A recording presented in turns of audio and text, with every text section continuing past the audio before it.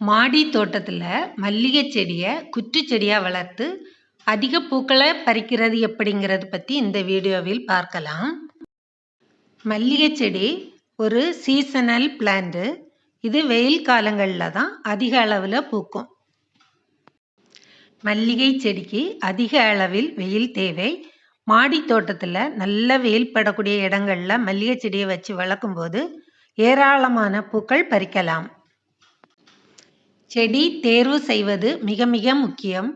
வீட்டில் மல்லிகை செடியை வாங்கி வைக்கிறதுக்கு முன்னால் எப்படி தேர்வு செய்து வைக்க வேண்டும் அப்படிங்கிறத பார்க்கலாம்.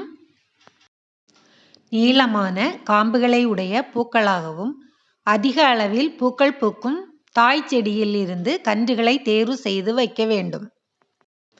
இப்படி மல்லிகை செடியை தேர்வு செய்து வைக்கும்போது சீசன் முடிந்த பின்னும் ஒரு சில பூக்கள் பூத்துக்கொண்டே இருக்கும். மல்லிகை செடிக்கு உரம் எப்போது இட வேண்டும் என்பது பற்றி பார்ப்போம்.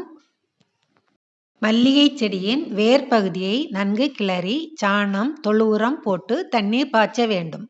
மல்லிகை செடி வறட்சியை தாங்கி வளரக்கூடியது. 2-3 நாட்களுக்கு ஒரு முறை நீர் பாய்ச்சினால் போதுமானது. உரம் போட்ட பின் மல்லிகை செடியில் அங்கொன்றும் இங்கொன்றுமாக நீளமான கொடிகள் வளர ஆரம்பிக்கும். எளிதாக பூப்பறிக்கும் அளவு உயரத்திற்கு விட்டு நீளமான கொடியின் நுனி பகுதியை கிள்ளி எடுத்துவிட வேண்டும். இன்னொரு முக்கியமான டிப்ஸ், மாடி தோட்டத்தில் வச்சிருக்க மல்லிகை செடியை கபாத் பண்ணவே கூடாது. ஏன்னா அதிக கிளைகள் இருக்க வேண்டும். அதிக கிளைகள் இருந்தாதான் அதிக இலைகள் இருக்கும். அப்போதுதான் மல்லிகை சீசன் ஆரம்பிக்கும் போது ஒவ்வொரு இலை கனவிலிருந்தும் கொத்து கொத்தாக மொட்டுக்கள் அதிக அளவில் வரும். அதிக அளவில் பூக்கள் பறிக்கலாம். இந்த மல்லிகை செடி 10 வருடத்திற்கு மேலாக எங்கள் வீட்டு மாடி தோட்டத்தில் நிற்கிறது. அதிக அளவில் பூக்கிறது. சீசன் முடிந்த பின்னும் ஒரு சில பூக்கள் பூத்துக்கொண்டே இருக்கிறது. மல்லிகை செடியில் பல வெரைட்டி இருக்கு. இதில் சில இனங்கள் தான் நல்லா பூக்கக்கூடியது. மல்லிகை செடியை அழகு செடியாக வளர்க்க முடியாது. பூக்களுக்காக தான் வளர்க்க வேண்டும். அதனால நல்ல செடியாக, தரமான செடியாக பார்த்து வாங்கி வளருங்க. மல்லிகை செடியை ஈஸியாக வளர்க்கலாம். அதிக பராமரிப்பு தேவையில்லை. சீசன் தொடங்குவதற்கு முன்னால் எல்லா இலைகளையும் கிள்ளி எடுக்க வேண்டும்னு சிலர் சொல்லுவாங்க. அதெல்லாம் தேவையில்லை. நல்ல உரம் போட்டு நல்ல தண்ணி பாய்ச்சி வந்தாலே அந்த சீசன் தொடங்கும் போது எல்லா இலை கனவிலிருந்து மொட்டுக்கள் வந்து ஏராளமான பூக்களை பறிக்கலாம். நீளமாக வளர்ந்து வரும் கொடியின் நுனி பகுதியை கிள்ளி எடுத்த பின் அதிலிருந்து தளிர்கள் வராது. பக்கத்திலிருந்து பக்க கிளைகள் தோன்றும்.